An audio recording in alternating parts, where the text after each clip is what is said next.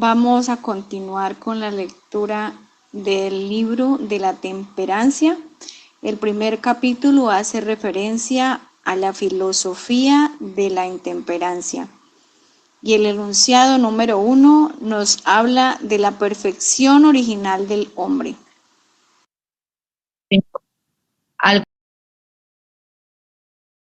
como verdaderos cristianos, al cual tú nos estás llamando, Señor, tú nos estás buscando, nos estás haciendo un llamado importante a cada miembro activo, Señor, y al que está quizás dormido, como decía la hermana, vamos a despertar en el nombre de Jesucristo, porque necesitamos estar atentos.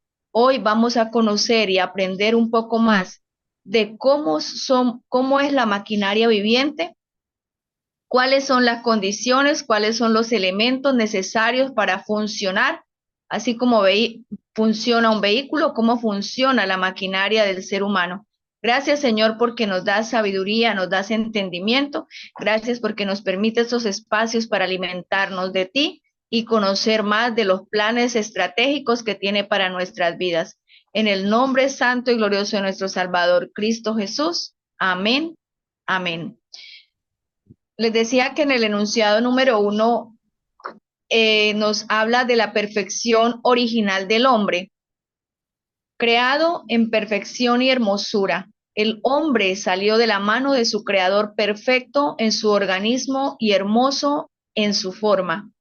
El hombre fue el acto culminante de la creación de Dios, hecho a la imagen de Dios con el propósito de ser una copia fiel de Dios. Adán era un ser noble, dotado de una mente poderosa, de una voluntad en armonía con la voluntad de Dios y de efectos que se centraban en el cielo.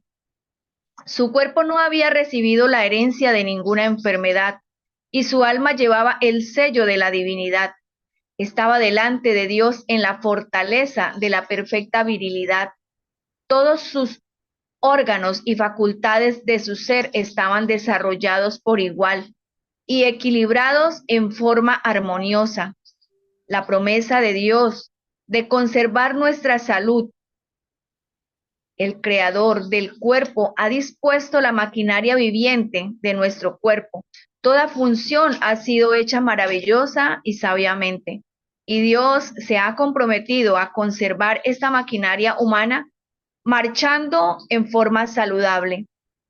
Si el agente humano quiere obedecer las leyes de Dios y cooperar con él, la responsabilidad hacia las leyes de la naturaleza.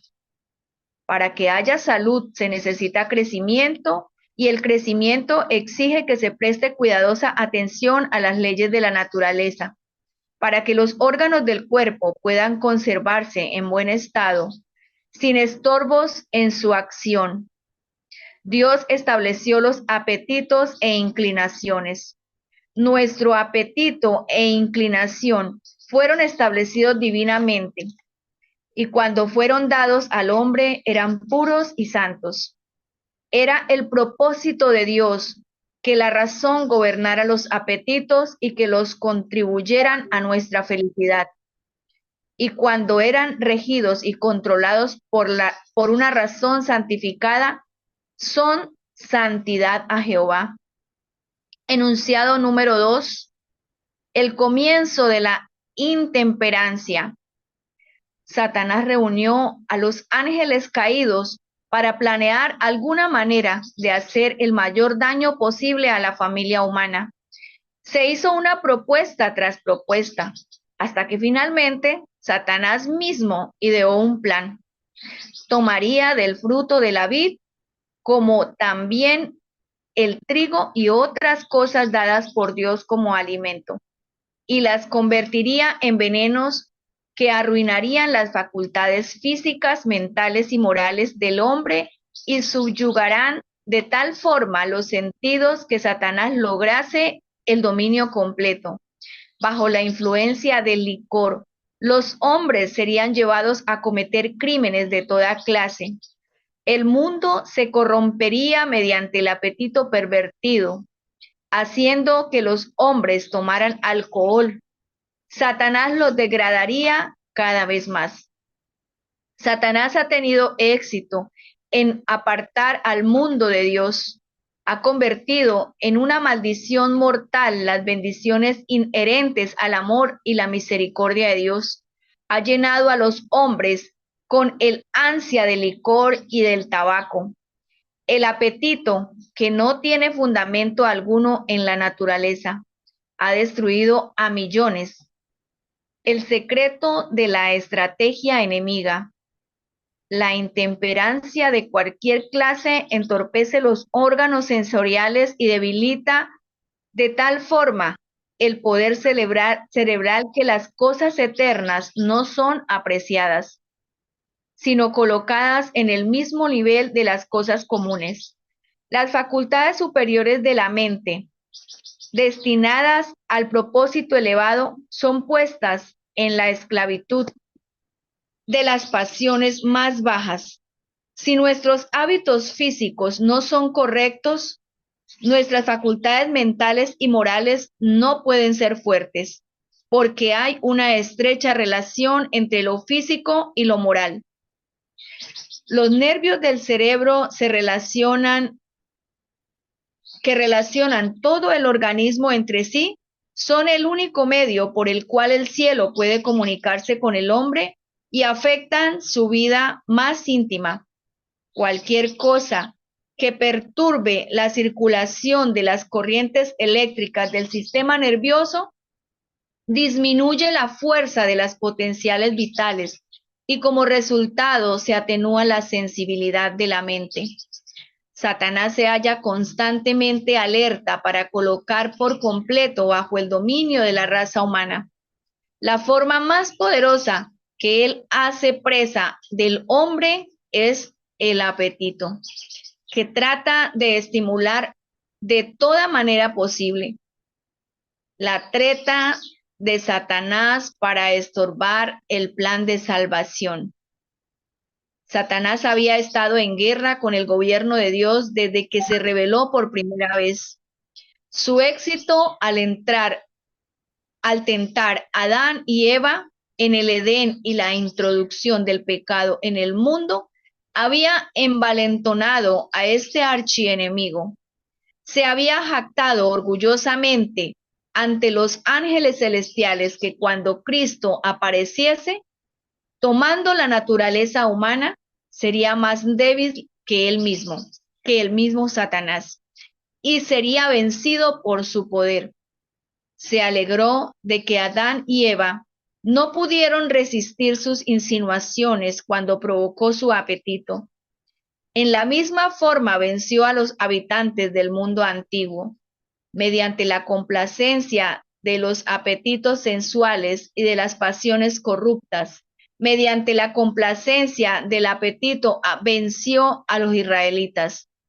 Se jactó de que el mismo Hijo de Dios, que estaba con Moisés y Josué, no podía resistir su poder y conducir al pueblo favorecido por su elección hasta Canaán, puesto que casi todos los que habían salido de Egipto murieron en el desierto. También se jactó de haber tentado al manso Moisés a atribuirse el apetito y la pasión. Había introducido a David y a Salomón, que habían sido especialmente favorecidos por Dios, a incurrir en el desagrado de Dios. Y se vanagloriaba que aún podía tener éxito en frustrar el propósito de Dios en la salvación del hombre mediante Jesucristo. Su tentación más efectiva de hoy. ¿Cuál es la tentación más efectiva de hoy que el enemigo usa para apartar al hombre de Dios? Satanás se acerca al hombre como se acercó a Cristo, con sus tentaciones abrumadoras a complacer el apetito. Bien conoce su poder para vencer al hombre en este punto. Venció a Adán y Eva en el Edén, en el apetito, y ellos perdieron su hogar bendito. Qué cúmulo de miserias y crímenes han llenado el mundo a consecuencia de la caída de Adán. Ciudades enteras han sido raídas de la faz de la tierra a causa de los degradantes crímenes y de la repugnante iniquidad que hacía de ellas una mancha en el universo. La complacencia del apetito era el origen de todos los pecados. Mediante el apetito, Satanás dominó la mente y el ser. Miles que podrían haber vivido han bajado prematuramente a la tumba como desechos físicos, mentales y morales. Tenían buenas facultades, pero los sacrificaron a toda la complacencia del apetito y los llevó a aflorar las riendas, quedando a merced de la concupiscencia. Satanás triunfa en su funesta obra. Satanás se regocija al ver cómo la familia humana cada vez más se hunde en el sufrimiento y la miseria. Sabe que las personas que tienen malos hábitos y cuerpos malsanos no pueden servir a Dios con tanto fervor, perseverancia y pureza como si estuvieran sanas. Un cuerpo enfermo afecta el cerebro. Con la mente servimos al Señor. La cabeza es la capital del cuerpo humano. Satanás triunfa en la funesta obra que realiza cuando la familia humana se complace en hábitos que hacen de sus miembros que sus miembros se destruyan y a sí mismos unos a otros. Por este medio despoja a Dios del servicio que le es debido. El deterioro, enunciado número 3, el deterioro por la complacencia del apetito. El alimento que comemos y la vida que vivimos. La complacencia del apetito es la causa más importante de la debilidad física y mental, y es el crecimiento de la flaqueza que se nota por doquiera. Nuestra salud física es conservada por lo que comemos. Si nuestros apetitos no están bajo el control de una mente santificada, si no somos temperantes en todo lo que comemos y bebemos, no estaremos en un estado mental y físico sano para estudiar la palabra con el propósito de aprender lo que dicen las Escrituras. ¿Qué haré para tener la vida eterna? Y la delicada y viviente maquinaria humana del estómago resultará perjudicada y no podrán realizar un trabajo debidamente. El régimen alimenticio tiene mucho que ver con la disposición a entrar en la tentación y cometer pecado. Adán y Eva fracasaron en esto.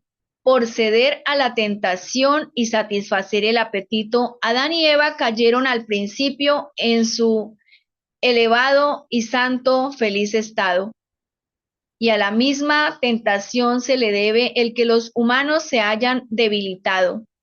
Han consentido en que el apetito y la pasión ocupen el trono y reduzcan la razón y la inteligencia a la esclavitud. Los hijos los han seguido.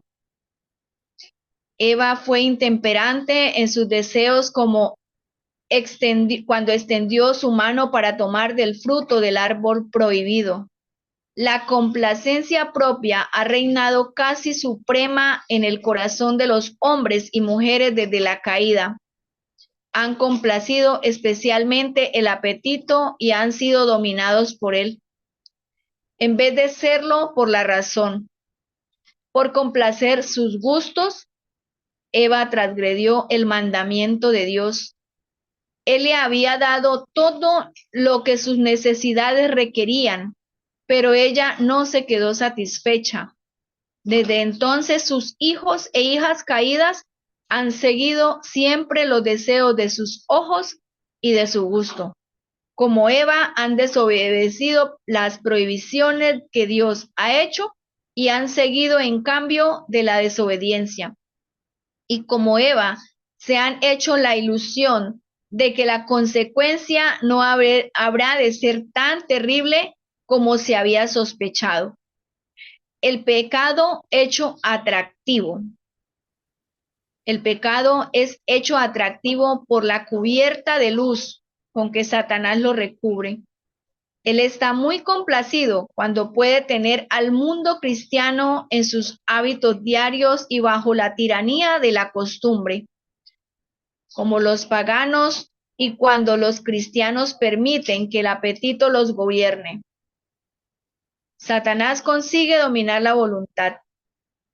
Satanás sabe que no puede vencer al hombre a menos que domine su voluntad. Puede lograr este engaño al hombre de tal forma que quiera cooperar con él en violar las leyes de la naturaleza, en el comer y en el beber, lo que es la transgresión a la ley de Dios. Cada función es debilitada. Muchos gimen bajo la carga de enfermedades debido a actos erróneos en el comer y en el beber que hacen violencia a las leyes de la vida y la salud. Están debilitando sus órganos digestivos al complacer el apetito pervertido. El poder de la constitución humana para resistir los abusos que se le imponen es maravilloso, pero el persistente hábito erróneo de beber y comer en el exceso debilitará la función del cuerpo.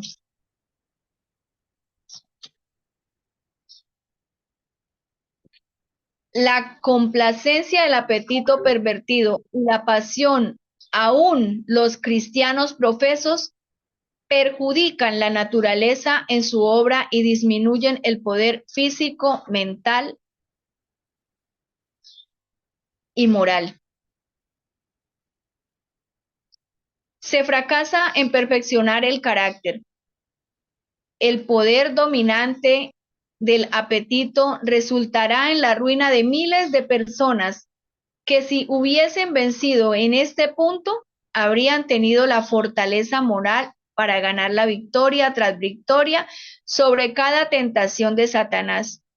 Pero los esclavos del apetito fracasarán en perfeccionar un carácter cristiano.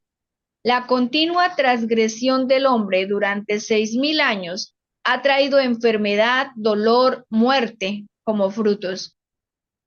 La muerte preferida a la reforma.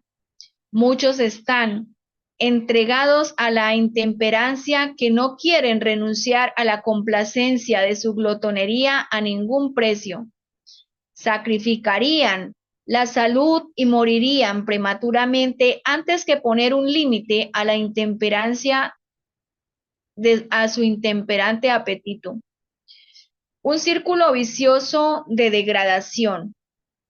Cuanto menos estimemos los hombres su propio cuerpo, cuanto menos deseen mantenerlo puro y santo, tanto más descuidados serán en la complacencia del apetito pervertido.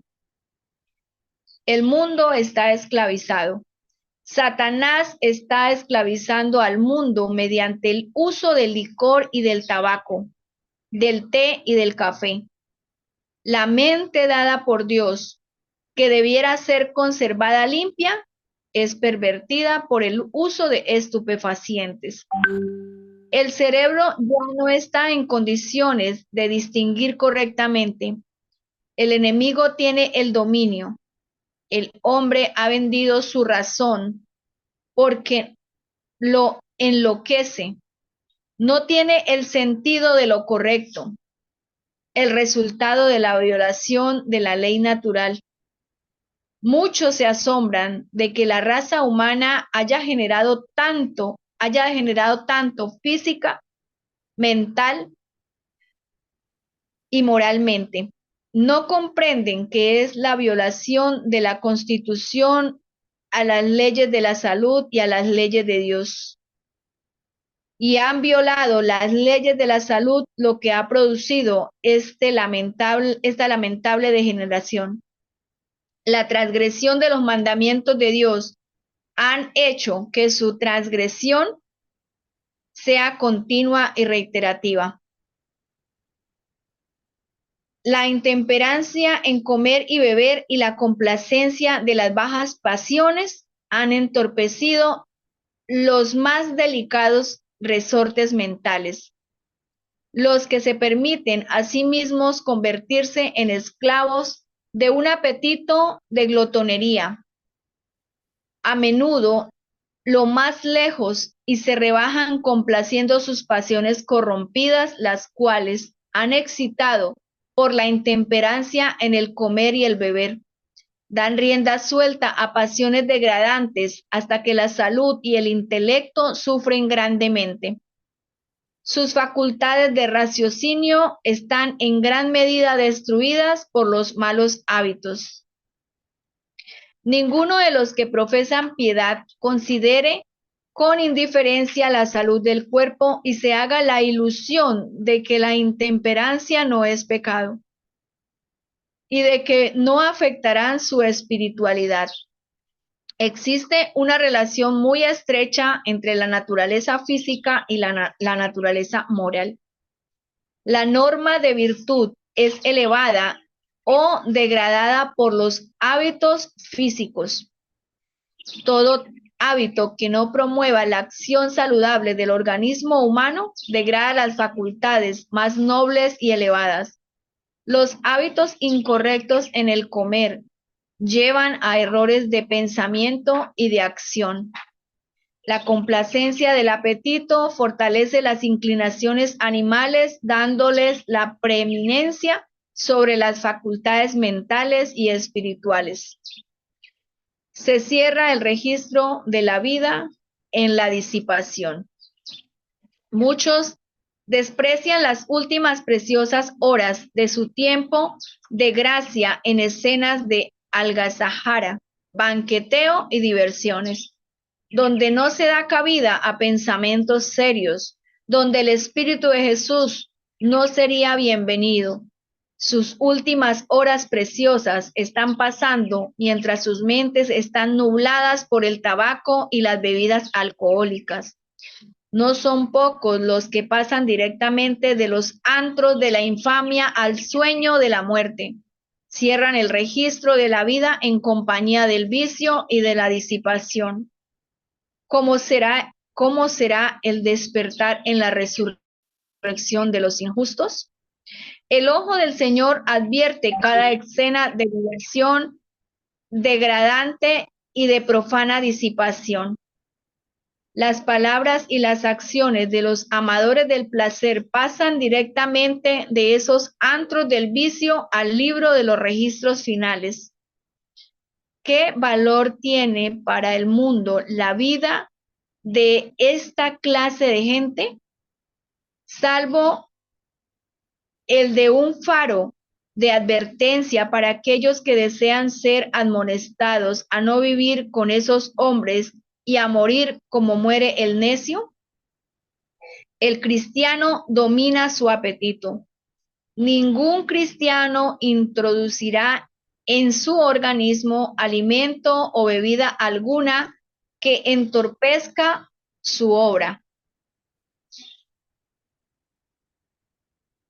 de redimir al hombre precisamente donde comenzó la ruina de Adán.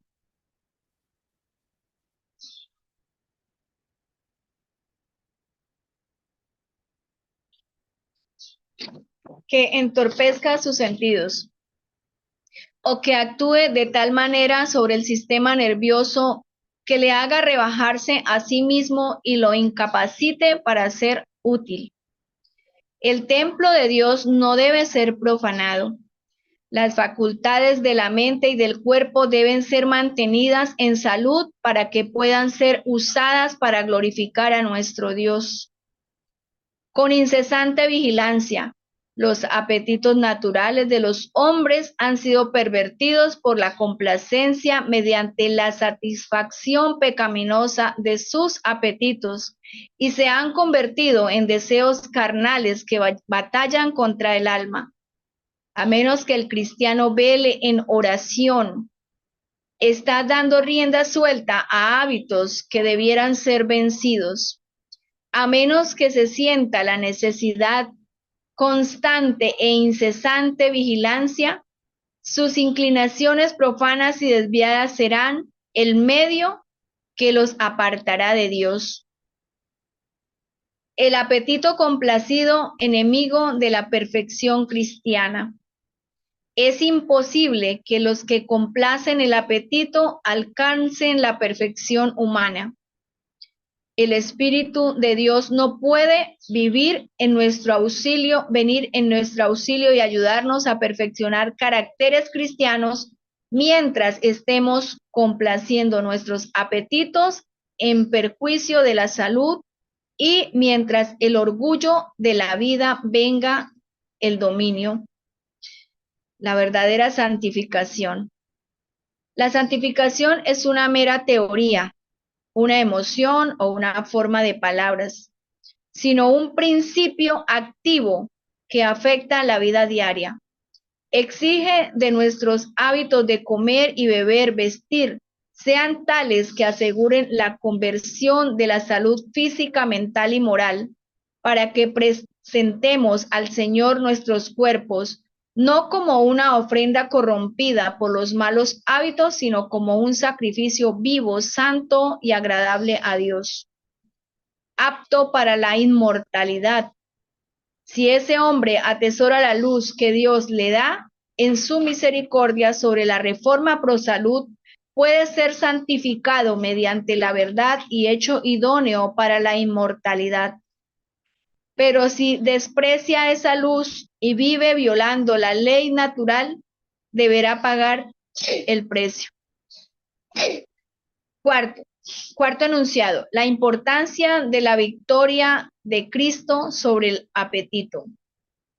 La primera victoria de Cristo sabía que para poder llevar a cabo con éxito el plan de salvación, debía comenzar un apetito de glotonería. A menudo van más lejos y se rebajan complaciendo sus pasiones corrompidas, las cuales se han excitado por la intemperancia de comer y beber. Dan rienda suelta a pasiones degradantes hasta que la salud y el intelecto sufren grandemente. Sus facultades de raciocinio en gran medida destruidas por los malos hábitos. Ninguno de los que profesan piedad considere con indiferencia la salud del cuerpo y se haga la ilusión de que la intemperancia no es pecado y que no afectarán su espiritualidad. Existe una relación estrecha entre la salud y la naturaleza física y moral. La norma en virtud es elevada o degradada por los hábitos físicos. Todo hábito que promueva la acción saludable del organismo humano degrada las facultades más nobles y elevadas. Los hábitos incorrectos en el comer y en el beber llevan a errores de pensamiento y acción. La complacencia del apetito fortalece las inclinaciones animales, dándole la preeminencia sobre las facultades mentales y espirituales.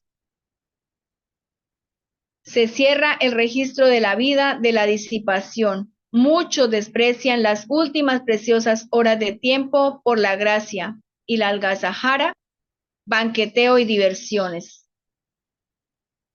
Damos gracias al Señor porque nos ha permitido tener la lectura del capítulo 1 con 4 enunciados importantísimos donde nos resalta cómo nosotros debemos cuidar nuestro cuerpo, cómo Dios nos ha creado perfectos y nosotros hemos venido degradando ese valor tan grande que Dios nos ha dado. Voy a orar para finalizar. Padre nuestro que estás en el cielo, santificado y glorificado sea tu nombre, Señor. En esta hora queremos darte gracias porque tu bondad y tu misericordia se manifiestan en nuestra vida hoy para hacernos llamamientos importantes como lo es el cuidado de nuestra salud, el cuidado de nuestro cuerpo. Te damos gracias, Señor, por su valiosa información y su valiosa ayuda. Y pedimos auxilio al Espíritu Santo para que nos convenza de pecado, de justicia y de juicio, y para que obre en nuestras vidas, dándonos esa capacidad para abandonar los apetitos, abandonar la complacencia y dejar de un lado los hábitos reiterativos en nuestra vida que sabemos que no te agradan y que simplemente por el hecho de que nos estamos destruyendo a nosotros mismos. Gracias, Señor, por este momento tan especial. Todo esto lo agradecemos, no porque haya méritos en nosotros, sino en los méritos santos de nuestro amado Salvador Jesús. Amén. Amén.